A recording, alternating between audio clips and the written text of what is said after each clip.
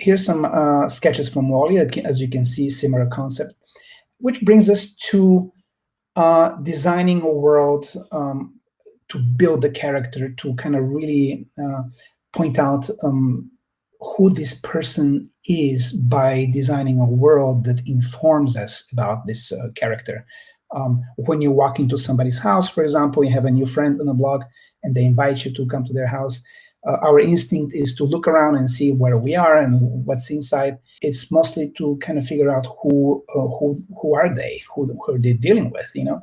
And so when we design the worlds, we definitely use that to build the character of the person and to indicate who they are. For example, this is a concept of Wall-E's truck on the outside, and we originally it was placed under an overpass, and it was kind of a really cozy environment. So there was a truck, and there was like a little bit of backyard and front yard, and it was kind of a really pleasant, within the trash of the city, obviously a pleasant environment.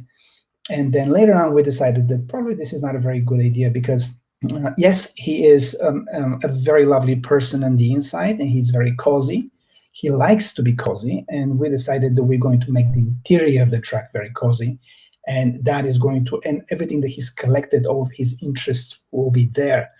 But the exterior, we placed the very truck on the top of a broken overpass, essentially that he's there very lonely. That indicates how lonely he is, the last robot left on Earth, and he is by himself. And the fact that the overpass had crumbled also indicates that he's kind of stuck. He's stuck there. He's not going anywhere.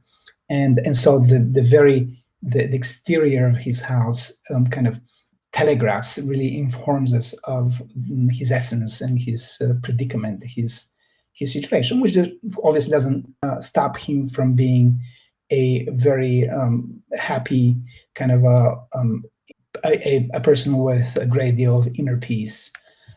Here's some sketches, again, just showing you how the rough sketches eventually become the finals of the film that we watch in the movie theaters.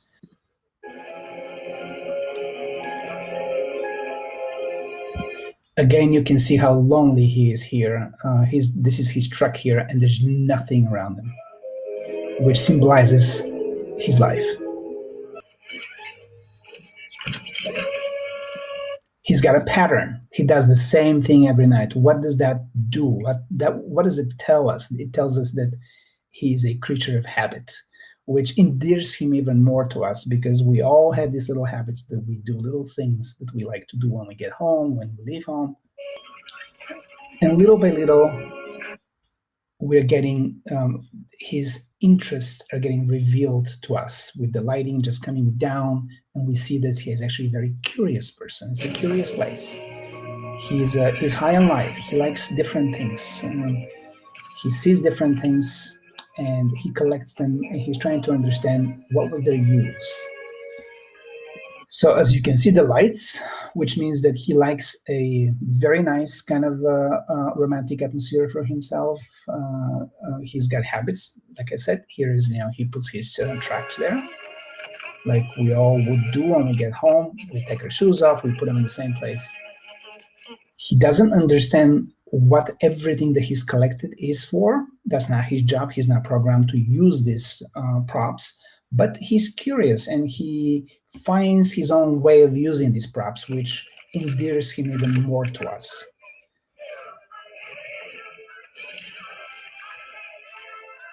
Again, the makeshift, he's find a way to enlarge the screen that he's watching. All right, so this is something called spork in the US. I'm not sure if that's universal in the world, but it's a combination between a spoon and a fork. And obviously, that's the first time he's encountered one. So he's trying to make some sense what this is. Just even the props, not just the environments, help with the character building, because he's trying to find the logic in everything that he sees and build a good idea of what is this environment that he's in. And when he cannot, like in this particular case, when he cannot really understand the differences, he just decides to, okay, I'm going to put it in between. That also shows his character, that he's a very curious person that likes to have some order in his life. And obviously, he's very romantically inclined. He's lonely. He's missing. He's missing love and the connection. The fact that he is putting his hands together, it shows us obviously that he is missing the connection with somebody. And of course, that's his pal, the cockroach, which they will be with us until the end of time, I imagine. Or first, let's go through this, and then we'll end at that. He comes in and he places himself in this box, and that is the storytelling of his life. For example, now we realize that there's a lot of boxes. There have been a lot more Wallies here. This is a Wally truck. That's why he went back to the truck that he was delivered to in this planet. Obviously, they all went out of commission. Something happened to them. He's the last one left. But that was his box. Every box for all the other Wallies are actually put his findings, his treasures there because they're gone. And so he goes to sleep.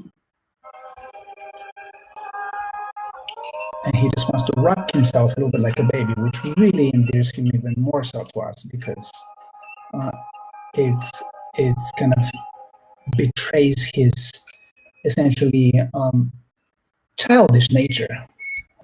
Well, Anthony, your session had remarkable insights, and I'm sure not only you, but everybody out there has learned so much more about the animation industry and peek into the sketches from all our favorite movies, and it was so good to look at.